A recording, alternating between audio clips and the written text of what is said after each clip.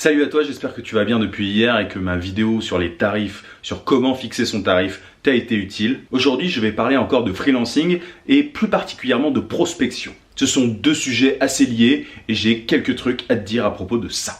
Mais avant, musique.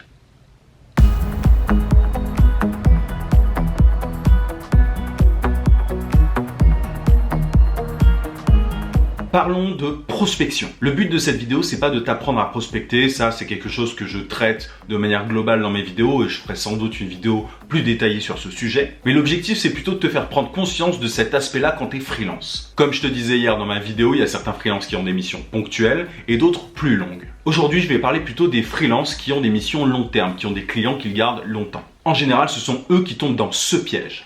Ils arrêtent de prospecter. Les freelances qui ont des missions de temps en temps assez courtes, ils sont forcément obligés de prospecter, de chercher des clients constamment. Mais le risque pour un freelance qui a des clients réguliers, c'est de se complaire dans ça et puis de se dire j'ai pas besoin de chercher de nouveaux clients. La prospection, c'est vraiment un truc que tu dois faire constamment quand tu es freelance, c'est quasiment ton oxygène. Au début, moi aussi, je suis tombé dans ce piège. J'avais des clients réguliers, ça devait durer un certain temps, mais pour X raisons, on a dû arrêter de collaborer. Non, je ne faisais pas mal mon travail, rassure-toi. Et là, forcément, je me suis retrouvé dans une situation où j'avais un client encore régulier, mais voilà, il fallait que j'en trouve d'autres. J'aurais largement évité ce problème si, pendant que j'avais mes clients réguliers, j'avais continué à envoyer des mails, à chercher des clients. C'est super contre-intuitif en général quand tu trouves des clients réguliers. Tu te dis, c'est bon, j'encaisse mon argent à chaque fin de mois, c'est tranquille. Mais c'est vraiment une grosse erreur et cette vidéo, c'est pour justement t'éviter ça. Donc si tu es dans le cas où tu as des missions ponctuelles, où tu dis vivement que j'ai des clients réguliers pour enfin arrêter de prospecter, tu vois que c'est pas vraiment une bonne idée. Il faut jamais, jamais, jamais t'arrêter. Depuis que j'ai compris ça, et même si j'ai des clients réguliers et que tout se passe bien,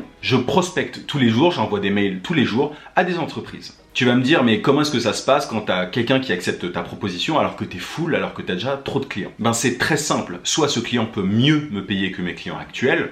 Et dans ce cas-là, je vais simplement voir mes clients réguliers et leur exposer le cas. Voilà, j'ai une demande ailleurs. Qui paye mieux? Est-ce que vous êtes prêt à vous aligner ou pas? Soit c'est oui, soit c'est non, mais voilà, en tout cas après j'avise. En fait, quand tu fais ça, tu es dans une vraie position de force et tu n'es plus dans cette précarité du freelance qui galère. Tu sais, cette image dont je te parlais hier, tu peux vraiment en sortir et avoir une position forte. Et la majeure partie du temps, je refuse simplement des propositions. Donc c'est moi qui ai prospecté, qui me suis proposé à une autre entreprise. Si le prix qu'elle est prête à payer ne me convient pas, je dis simplement non. Et d'ailleurs, les quelques derniers jours, j'ai pas arrêté de refuser des offres parce que les prix ne me convenaient pas. Donc tu vois indirectement aussi que le fait de prospecter te permet éventuellement de monter tes prix. Parce que tu fais jouer la concurrence. Les clients, les entreprises en général ne se gênent pas pour faire jouer la concurrence elle aussi en prenant un freelance moins cher par exemple.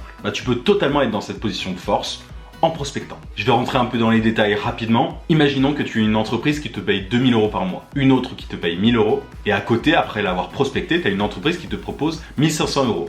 Imaginons que tu sois full, que tu peux pas en prendre 3, qu'il te faut vraiment seulement 2 entreprises, 2 clients. Tu vas simplement voir celle qui te paye 1000 €, tu lui demandes si elle peut ajuster, si tu es content de travailler avec elle. Si c'est pas le cas, tu travailles avec celle qui te paye 1500 €. Si c'est le cas, tu choisis laquelle te plaît le plus. Et ainsi de suite. Souvent, les clients sont pas du tout habitués à ce genre de procédé. Ils ont vraiment l'habitude des freelances qui disent oui à tout. Mais encore une fois, tu le sais très bien si tu regardes mes vidéos régulièrement, tu peux te sortir de cette situation et vraiment devenir le maître du jeu. Ça m'amuse vraiment de voir les clients aujourd'hui qui disent notre prix c'est ça, on te paye ça, ok? Non.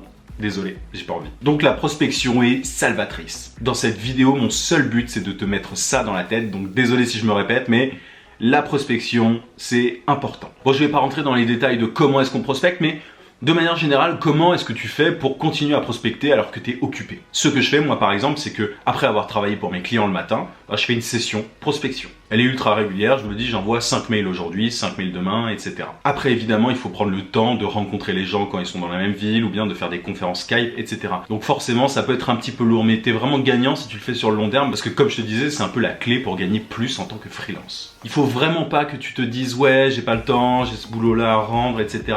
Il faut que tu te forces à envoyer des mails constamment. Après attention, je te dis pas qu'il faut spammer les entreprises à droite à gauche n'importe comment, mais bien de cibler. Tu sais peut-être si tu regardes mes vidéos que j'accorde beaucoup d'importance au ciblage. Donc tu regardes à qui tu écris, tu regardes si le client est intéressant, etc. Tu balances pas plein de mails partout et fais-le constamment et régulièrement. Je faisais des recherches il y a pas longtemps sur Google. Tu connais peut-être Google?